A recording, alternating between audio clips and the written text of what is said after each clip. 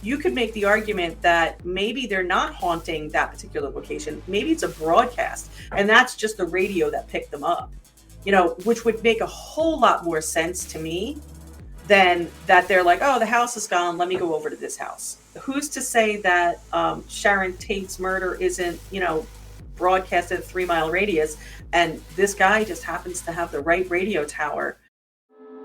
I know that the paranormal is real. Listen.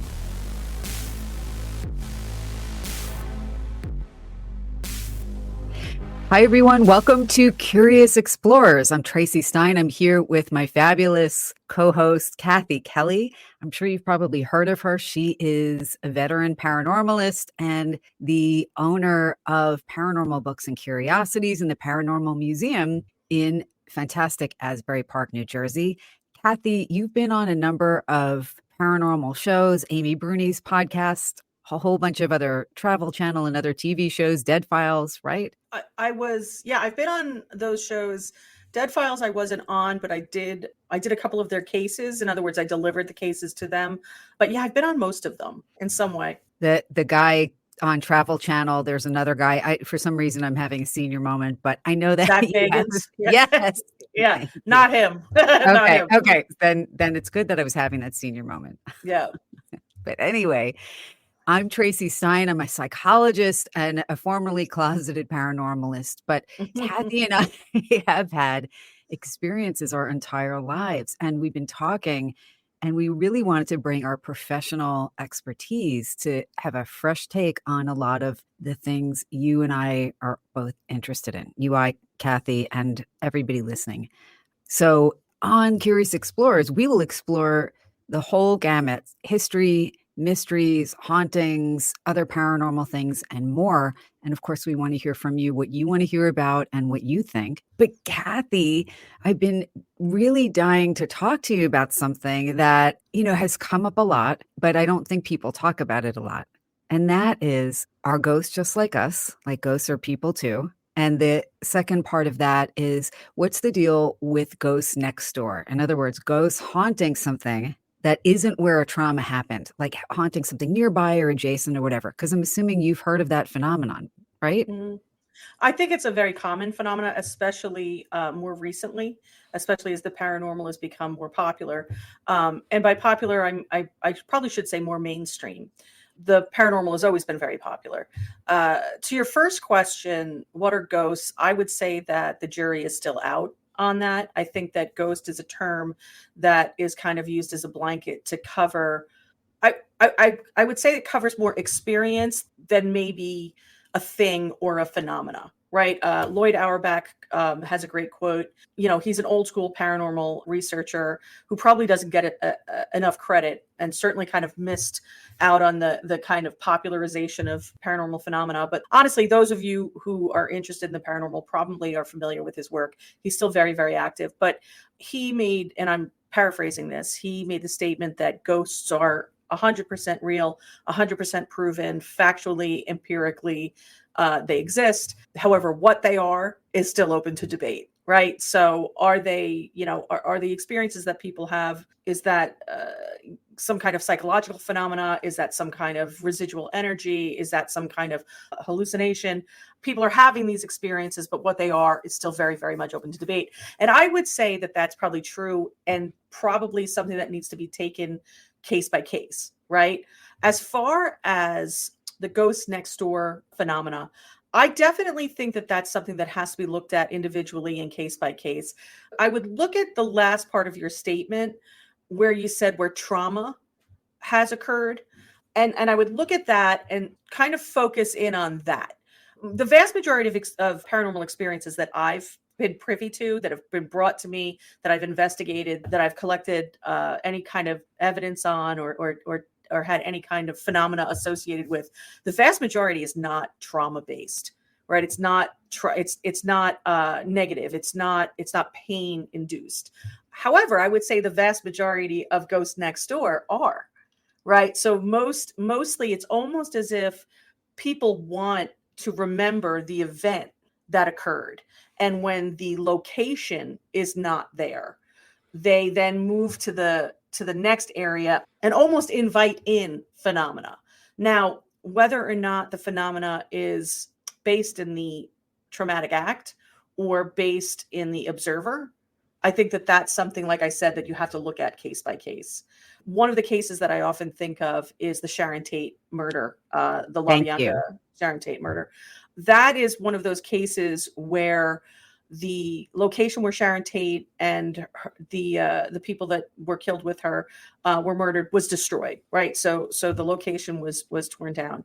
About 12 or 13 years ago, somebody purchased the building next door, Can we and back up actually, for 1 second? Because yeah, I don't wanna take for granted that everybody listening is familiar with the Charles Manson, the Manson family yeah, okay. murder. So for those of you who are not familiar with the Sharon Tate murder, it's more widely known as the Manson family murders, where cult leader Charles Manson ordered his followers to murder people at a location in Los Angeles.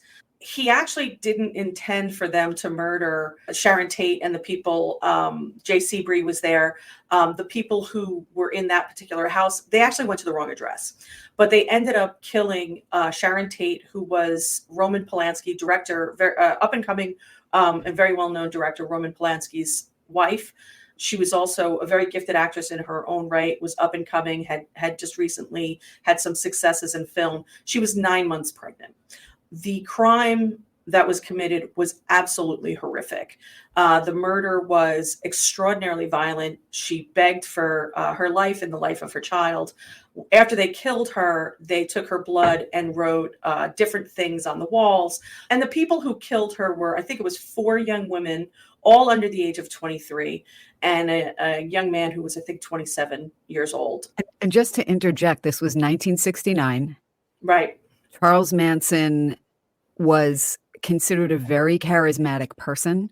He had been institutionalized or imprisoned for probably half of his life by the time he was released. He had a reportedly, very magnetic, seductive, spellbinding quality to him. And actually, he had inserted himself into Hollywood elite circles at the time. And Well, I these don't think people that who he had followed his. him believed he was like a manifestation of the historical Jesus, and they Yeah, treated him as such. they did, and I think though it's overstating a little bit his how charismatic he was, because he appealed to a very specific type of person. Right. He had attempted to become a musician, believed he was going to be incredibly successful, and actually one of the members of the Beach Boys had Yes. listened to his work and thought he was somewhat talented, but upon listening to the remainder of the album that he was working on, just thought, this guy's kind of like a one note. He's not very he's not very talented, and started to disconnect from him. The thing about Manson at the time that he was able to do was he was able to get drugs. Right. So he had some talent in the sense that he could play guitar. He was charismatic to particularly young people who were disenfranchised, young people who had been kind of who didn't have family units, the typical kind of people who were victimized by these types of cult leaders or these types of Messiah complex guys. But the reason why he was able to get into, on a very low level, some people in the entertainment industry, was because he was very easy. He had a lot of pot. He had a lot of hallucinogenics, and he was very free with them. Yeah, he was very free with them. Yeah, and just a disclaimer, by the way, lots of people use all kinds of substances and don't do something like this. This was This was stunning for then. It would be stunning now in the worst possible way. Yeah, right. The point though is not necessarily. They may have been on drugs. They may not have been on drugs. I don't necessarily think drugs were the impetus for this. It was just the gateway for him to get into these elites, which was he was able to provide them with recreational drugs. He thought those relationships were much more powerful than they were, and when they cut him off, he became extremely angry, and so he actually sent his people to kill the people he thought lived in the house that was there. Those people had moved, and I think they were actually it was 2 houses down or something like that. So these young people ended up killing, I think, was it 6 people that night? It was Abby Folger, her boyfriend, Jay Sebring, Sharon Tate and her unborn child. And unfortunately, a guy that just was in the wrong place at the wrong time. He was in a car that had pulled down the wrong road. He literally was lost and ended up getting killed. And it's a horrific scene. And I think from a pop cultural standpoint, I think most people are familiar at least with the names, right, of it. Charles Manson, the Manson cult, the Manson family. The night, I think it took them about 2 to 3 hours to actually commit all of the murders that they did. Incredibly violent, incredibly depraved, with absolutely no remorse. But the location, right? The location immediately became almost globally known. The location of where the Manson murders took place was, this was news that went around the world. This was one of those crimes of the century that is left an indelible mark on certainly the American culture, but not just. Remember, Roman Polanski, the husband of Sharon Tate, was an internationally known director. He was from Poland. He lived in France. The tale of the murder kind of stayed in the focus. It stayed in people's minds for decades. And then the location of the murders was destroyed. And several years ago, somebody purchased a lot of land that was next door to the location where the murders had taken place. I think it was like 150 feet away. So yeah, it was like the next super lot. Far, not right, crazy far. Not very far, but not the place. Right. Not very far, but not the place. And people did live there for a while without reporting phenomena. And then another person purchased the house and moved into it. And he claimed to start experiencing phenomena almost immediately. I think he actually initially believed he was connecting with Jay Sebring versus with Sharon Tate. And then a couple of television shows went in and did some investigating there. And that was the basis for all of the evidence that we have, right? It was almost as if I started to have this experience, I called it a TV show. And that's not me. I'm not maligning that. I'm not saying that that's a negative, but there was not a ton of experiences prior to that. I mean, that we know. Famous haunting. Well, or that were reported. Right. That were reported. So the reason, because I remember seeing those TV shows too that you were mentioning. And I mean, I have to say, like, usually watching these TV shows, I don't get freaked out at all because there's a distance, right? But you can hear EVPs that sound like a woman's voice. They sound frightened and pleading. I remember, I wish I could find the clip. I'm going to look for a link to a clip of this show if it's still out there. You could see thermometers droppings in response to a request to do so, if anybody is here.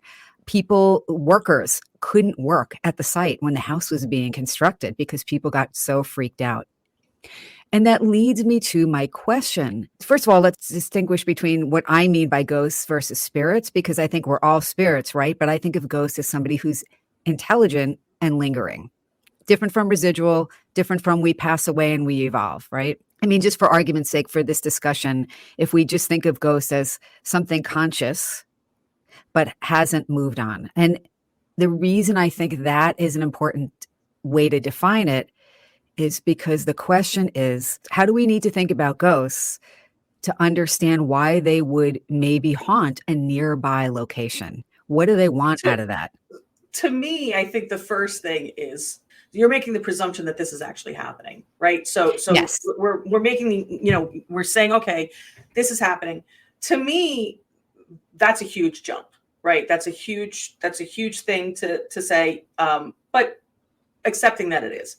It's then a massive leap to then say it's Sharon Tate or LaBianca or Jay Sebring. I mean, if you didn't know that the murder had taken place next door, would you just assume that something else had happened on that location and not made the presumption that it's related to, like in other words, maybe it's not the ghost next door. Maybe it's the ghost from here. You know what I mean? And maybe it's somebody who died in childbirth and is crying, or like in other words, I think it's very difficult to ever know who you're speaking to or who is communicating or who is present, I think sometimes we take the historical phenomena that we know and assign it to the or the historical event that we know and assign it to the phenomena that we're experiencing.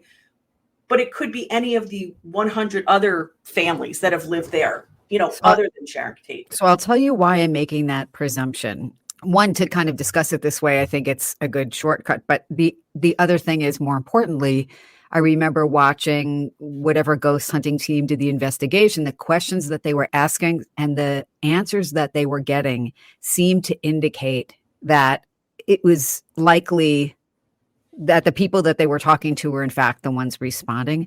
But the other thing is, it relates to the idea of, because I don't think most people linger. I think people have to have a reason for lingering, like whether they're alive or whether they're not alive. And as we talked about a few minutes ago, trauma makes living people stay in situations that are horrible because they keep reenacting it till they understand how to get out of it. And I have to assume, I'm making the assumption for this conversation, right, that event was so traumatic that I don't think it's actually a huge leap. Right, I'm why is it? Right? Okay, but see, to me, and I'll specifically say I chose this because I think this is a convenient haunting, right? So I look at this and I think this is a convenient haunting and a way to. I'm not saying it's falsified. I'm not saying it's fake. I'm not saying it's very convenient, right? So I look at this and I think the first person you called is a television show, right? They didn't release her, they didn't do anything to try and mitigate it, right? They seem to be doing it exclusively. But I mean, when you ask questions, you can ask questions in such a way that you know the answers. Like I guess my issue with specifically with famous hauntings, right, is why didn't she go to the other house? Now there may be a reason, right? But there's houses all along there. So did she go there because it was being investigated? Did they go there, or was this purely residual? You know what I'm saying? Like, I have to look at the motive of the person that's also promoting the haunting, and whether or not. And listen, I'm someone who does this professionally, so I don't have a problem with people doing that. It's very similar to the Lizzie Borden thing that's happening now, where the Lizzie Borden house in Massachusetts has a reputation for being haunted. Having been there, I actually think it is. I think that there's activity there. But now Maplecroft, which was the house that she moved into years later, is also purported to be haunted by her. I just say, when I look at things like that and the commercialization of paranormal stuff, I have to call into question motives as well. With the Sharon Tate, there are other houses. So I would be curious, is the entire area, is that heard in the entire area? Or would a spirit go where it's going to be heard? You know what I'm saying? That is what I think. And I think people, living or not, have different reasons why they seek out specific people or situations. And that's kind of my point about, are ghosts just like us? What do they want? Why would you haunt an adjacent place? Why one place and not another? I have some thoughts on that I wanted to kind of share with you and get your input on. Because, one thought is, like you just alluded to, are you going to this other place because someone will actually, A, be able to hear you? Like maybe they're psychically open enough to do that and somebody else won't. B, they might be either upset enough or interested enough to seek to understand more or hear what you have to say. I don't know. I think everybody is generally looking for something. They either want fame, they want to be heard, they want to be understood, they want to be helped, they want to warn someone, and all of those things can apply when there's a traumatic thing. And the other thing related to all that is, spirits aren't bound, as I'm sure everybody be like, well, duh, but really they're not bound by the physical structures we are. So maybe property lines, which are just, legal or property divisions and walls, don't restrict them. I don't know. But also, I don't think they're bound by linear time. Right. Oh, but in that case, Tracy, why go next door? Why not go to the White House. You know what I'm saying? Maybe it's not relevant to maybe people wouldn't think to even check it out if there isn't context nearby. You know what I mean? I think I don't know. So no, and I don't either, right? I don't either. And I mean, I'm surrounded by artifacts that have a reputation for being haunted. I don't understand how that happens either. You know, I'm not a person who's it happens. You know, I mean, it happens.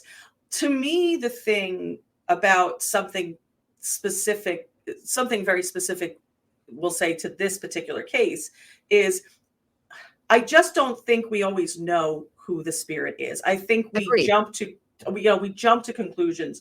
And so I would say it is sexy that that's Sharon Tate. It is really interesting if that's Sharon Tate.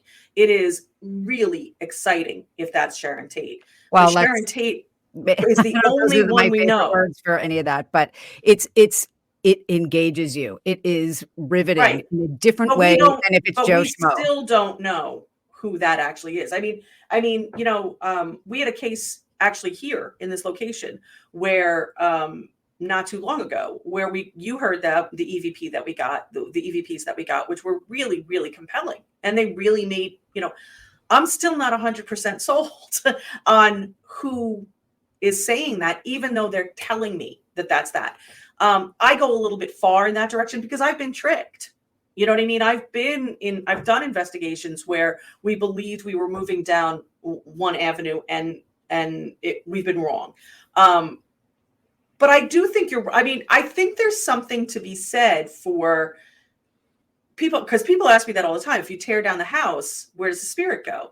And I usually think, well, the house doesn't get torn down for the spirit, right? You know, like you said, spirits or ghosts are not limited by the physical confines, but they are limited by their perceptive confines.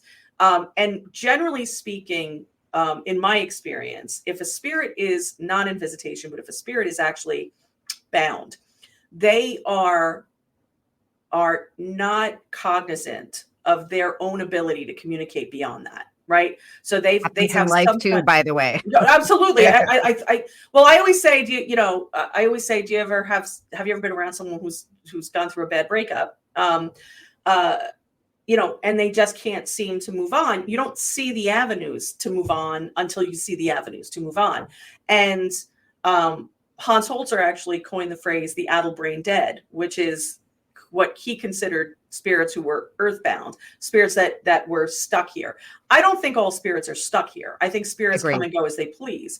I would argue, though, that a spirit that is lingering in its neighbor's house is probably not here in visitation. I would also say you could make the argument that maybe they're not haunting that particular location. Maybe it's a broadcast, and that's just the radio that picked them up. You know, which would make a whole lot more sense to me than that they're like, oh, the house is gone, let me go over to this house. You know what I'm saying? That they're just they have and spirits, ghosts, you know, the paranormal exists within nature. So there's some defined they have rules. We don't know what they are, but there are some, and maybe they're self-imposed. Maybe different spirits have different powers or different strengths of broadcast. But who's to say that Sharon Tate's murder isn't, you know, broadcast at a 3-mile radius, and this guy just happens to have the right radio tower to tune it, you know, to pick it up. I picked Sharon Tate because the Sharon Tate murder, because I think it's kind of one of those famous adjacent hauntings. But also because it is questionable, right? Where you do have to call in motives. I do know of cases where people have died in apartments and they're seen in the apartment next door. And to me, that is very much where they want to be seen, you know, where a lot of times that's unfinished business, you know, or if there is someone still in the apartment where they passed, that person is either too grief-stricken to receive a message or something along those lines. But I mean, I think, you know, we have to look at our phrasing and our use of the word haunting, right? So being in visitation, being present is not necessarily haunting. You know, haunting is something that is continuous and is not related specifically to, say, unfinished business or it's more of a residual kind of thing. So let me just say, I think whether I would use the term haunting would be, it would be dependent on the person receiving the message, right? Because you're a medium and there's a spirit coming to you more frequently. Maybe you're just saying what this person needs, wants somebody to hear what they have to say. If you're a person who's scared to death, maybe you're like, I'm being haunted or my house is haunted, Mhm. right? There's so many questions that come up around this. The other thing I wanted to say, and there's so many shows that we could do just kind of adjacent to this, is that I don't think we are bound by linear time in the way we think we are, but I'm not a physicist. I can't articulate that very well. But I mean, spirits, why would a spirit go to someone? I'm gonna take it away from the Sharon Tate thing for a moment. Look at the two of us. You and I have had experiences. I've had experiences since I was a toddler, and they scared the crap out of me. But I don't think decades later I would be doing this if I hadn't had those experiences for one reason or another, and they made an impact on me. So can a spirit necessarily say, well, you're not going to do anything about it now? Now it's not going to have meaning to you. But I can see down the line that if I want to get a message through either about me or I want to get a message through generally, that down the line, this person will be someone who will pursue this, who will be interested, or who may look into it more deeply or give voice to what I'm trying to say. You know what I'm saying? No, I do know what you're saying. I think you and I look at things or we approach things very differently, right?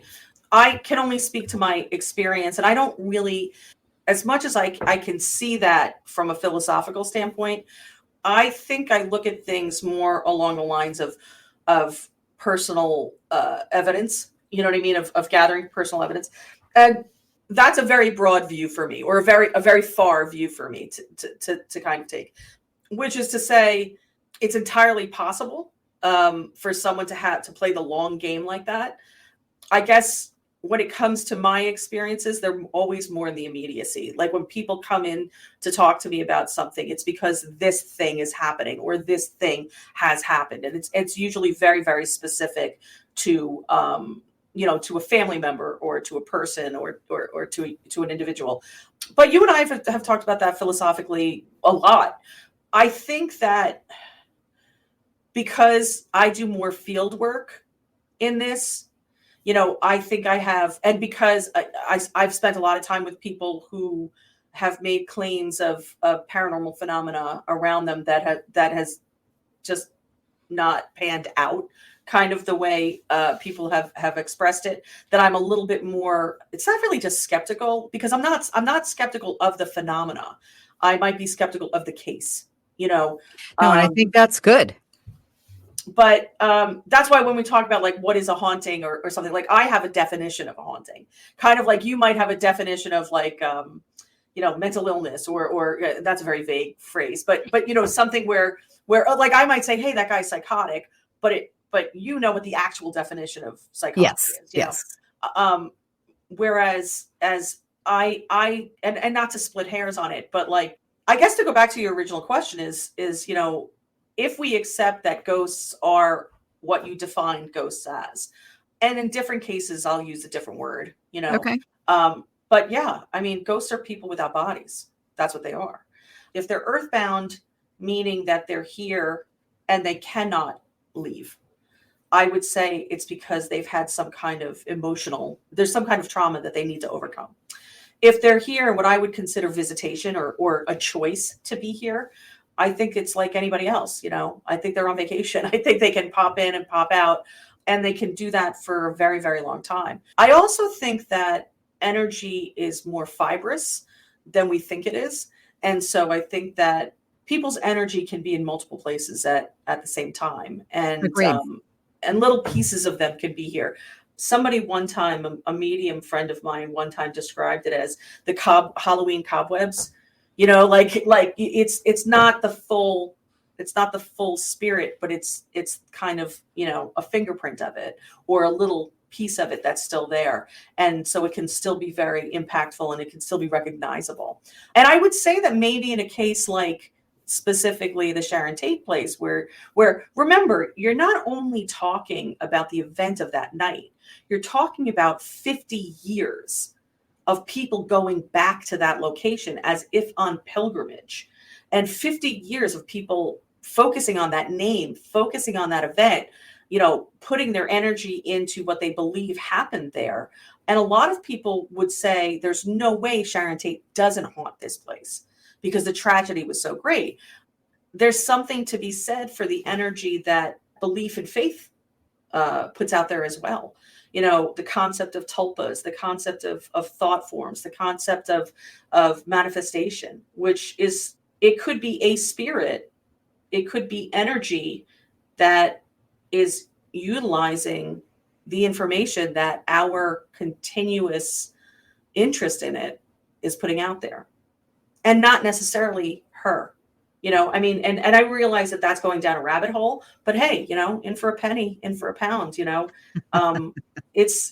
once we start getting into that, it's just as likely.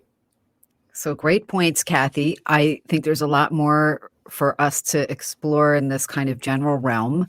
What I want to do, and that means we need to make a trip out to LA to visit the Sharon Tate. I'm curious. Let's go on an exploration. Yes, we'll do some curious exploring. Yes. So if you have thoughts, what do you think? Are ghost people just like us? What do you think? Do you have questions? Do you have comments? Are we going in the right direction with this? Is there something else you want to explore? Let us know. Leave us a comment. Share what you think. And if you like the show, please do like, share, and follow. It really helps us continue bringing interesting and mysterious content to you. So until next time, I'm Traci Stein. I'm Kathy Kelly. And we'll see you on the next episode of Curious Explorers.